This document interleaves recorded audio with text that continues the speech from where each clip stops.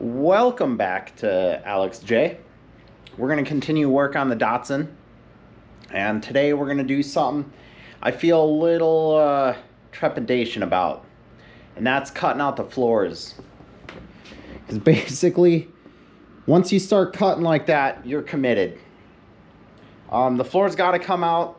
I know they do, but I'm not terribly excited. Basically, the goal is to cut out the floors and the rust until there's no rust. So we're just going to find out how far it goes, kind of see what we need. I haven't ordered floorboards yet. They do sell them. I think for right now, I'm just going to start cutting until I have clean metal and kind of see where I'm at. Let's get to work.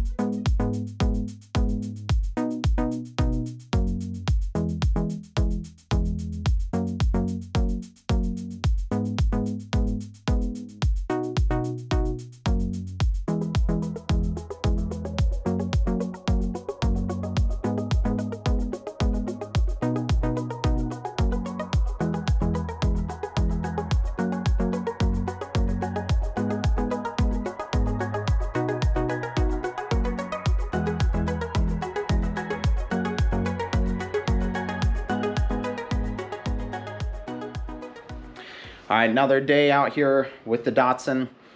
I'm gonna sum up basically what I've done, where I'm at kind of mentally with the car, and end this video off. I was hoping to get more done with this video, but just the way things have worked out, which I'll explain in a bit. So as you saw, I cut the floor out. I left a little safety margin just because I haven't ordered new floor panels yet. I still got to go through, kind of clean up the edges, make sure that the rust hasn't gone through, and just do that finicky job of, you know, cutting back any rust I do find.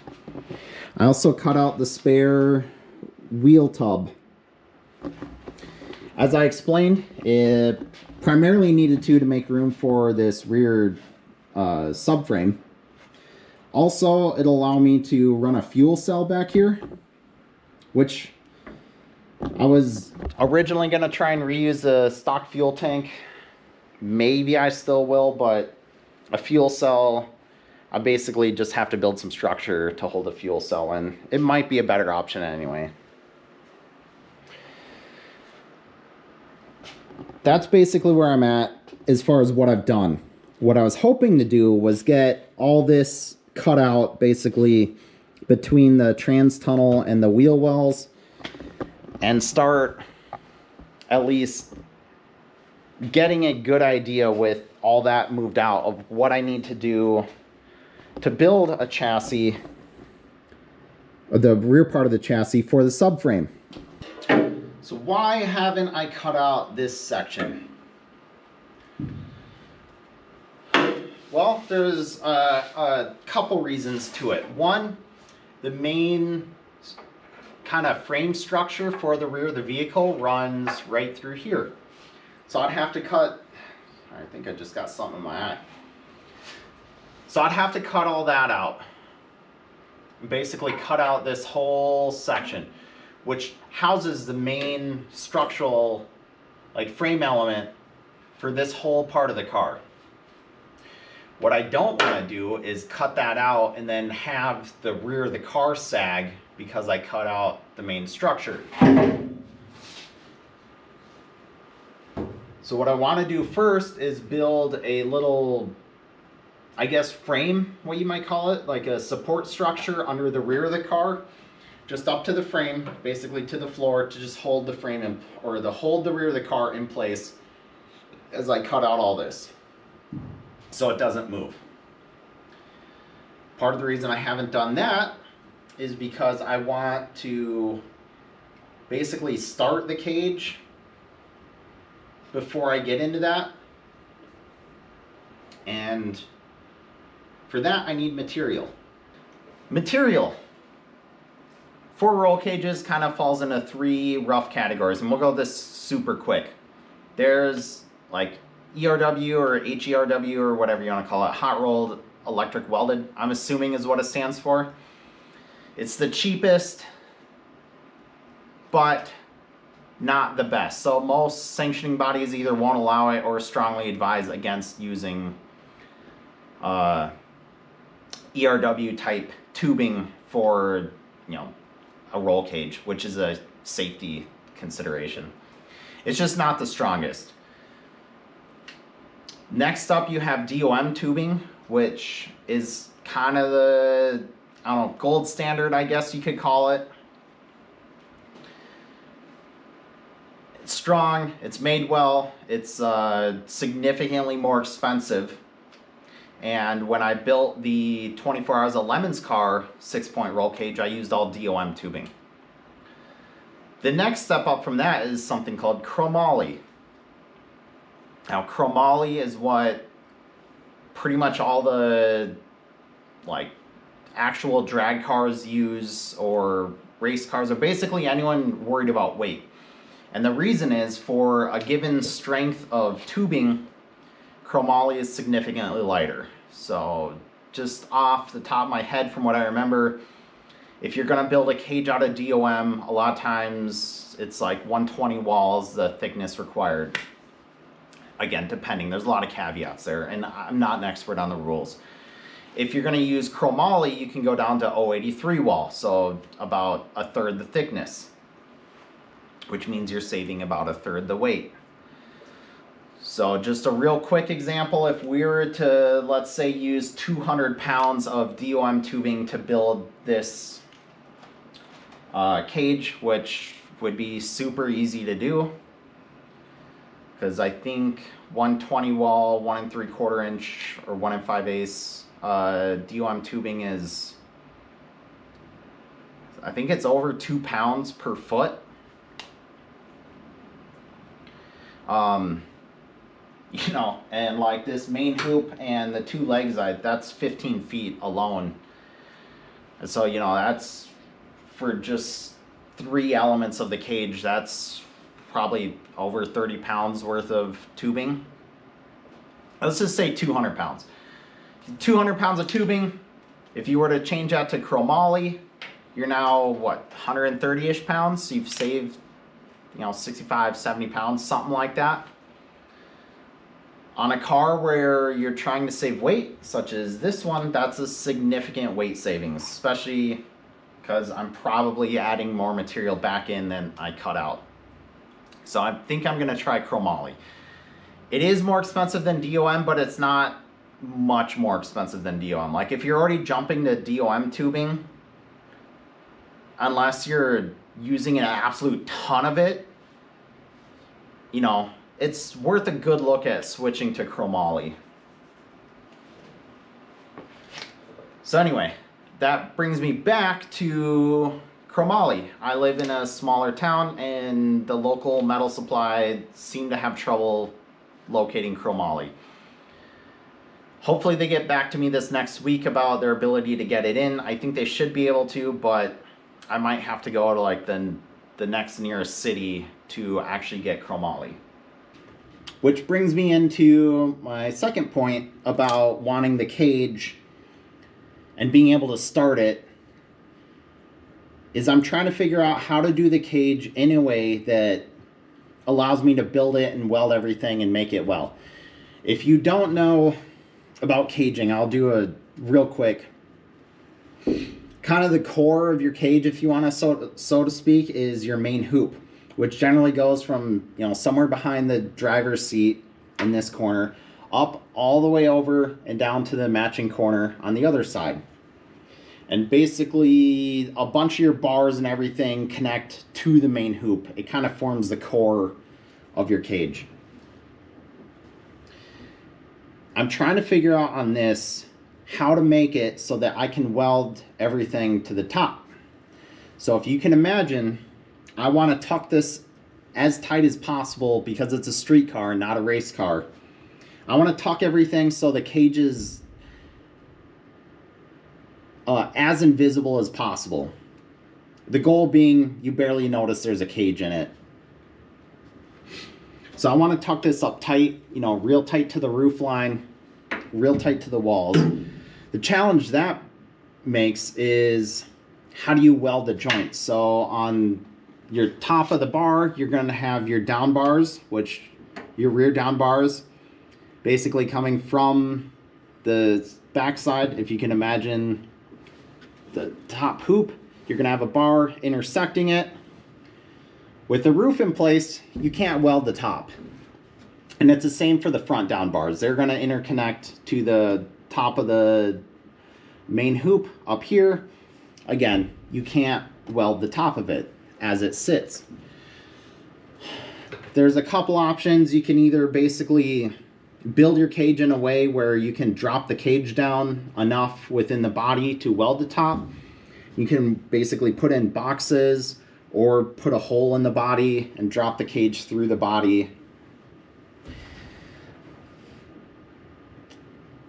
The next is you basically either cut holes in the roof or you remove the roof skin entirely, giving access to the top of the cage. Both those options would be a lot of work, and I don't really want to go there if I don't have to. So I'm trying to figure out how to basically make the cage in a way to where I can drop it down and weld the top. The problem is I need a bar down here, so I got to run a crossbar as a main connection point for the main frame, rear frame bars. So basically your frame bar is going to come across. I want a main bar. I'm thinking, you know, of having a bar come this way, having a main bar basically go up this way and then back, and then that'll give me a nice flat panel or nice flat area at an angle where I can put a panel on without having to, you know, make a bunch of crazy curves or anything. And then from there I'll have it go straight back and then weld into the back of the car. Problem is, to do something like that, as I've got this transmission tunnel in the way, so I either have to cut out, you know, all this and a section of transmission tunnel so that I can slide the whole thing down, or, you know, I possibly could make it in such a way where I weld the hoop that goes over afterwards. You know, I'm trying to game all this out. Anyway, I'll stop talking about all the details, but basically I'm trying to figure out how to do it in a way that maximizes my ability to weld the cage with the minimal amount of work. Because what I don't want to get into is just hack everything apart and then realize I just created a ton of extra work for myself, either body work or whatever. I'm just trying to avoid that. So that's basically where I'm at and why I stopped where I am.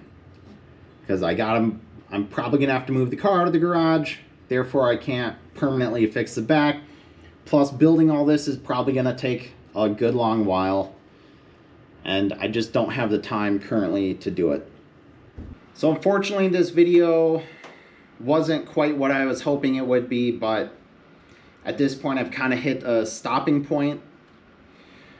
In the next video, I'm going to work on creating I don't even know what to call it, a dummy strut. I'll explain it more in the next video, and then I'm also planning on kind of getting into the engine and my plans with that. If you like this video, or at least found it somewhat informative, or are kind of interested in how I think about going about this stuff, like and subscribe. Let me know. I'm trying to figure out the balance of how much I'm explaining what I'm thinking about how I go about, you know, setting all this up or doing the work, and just showing you the work and kind of explaining it as I go. So let me know. Hopefully you found it somewhat enjoyable to watch. Again, sorry it didn't get any, there wasn't more to it, but it is what it is. Take care. I'll see you next time.